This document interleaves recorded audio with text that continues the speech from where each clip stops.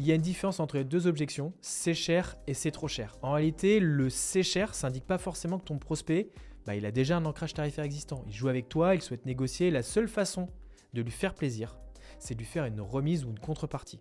Alors, tu dois défendre ton prix, mais il ne faut pas que tu oublies quand même qu'il faut que tu puisses satisfaire l'hormone de récompense de ton prospect. Parce que sinon, il va avoir une frustration dopaminergique. Et la frustration dopaminergique, c'est vraiment dévastateur en négociation. C'est un peu comme quand tu dis non à un enfant. Qu'est-ce qui se passe ?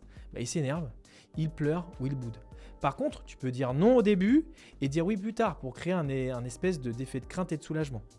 Par contre, tu vois, l'objection c'est trop cher indique certainement que ton tarif il est plus élevé qu'un potentiel concurrent, qu'il a un ancrage de valeur de ton produit plus faible. En tout cas, le truc à ne pas faire quand tu apprends à l'école de commerce, c'est trop cher par rapport à quoi ? Et si lui-même ne sait pas comment on fait, tu trouves comment ? On fait quoi ? Le mieux, c'est de dire plutôt « Alors, ça me rassure que mon produit vous plaise et qu'il ne reste plus qu'à s'entendre sur le bon prix pour qu'on fasse affaire ensemble si je comprends bien. » Là, tu es typiquement dans une réponse offensive avec un objectif de closing direct.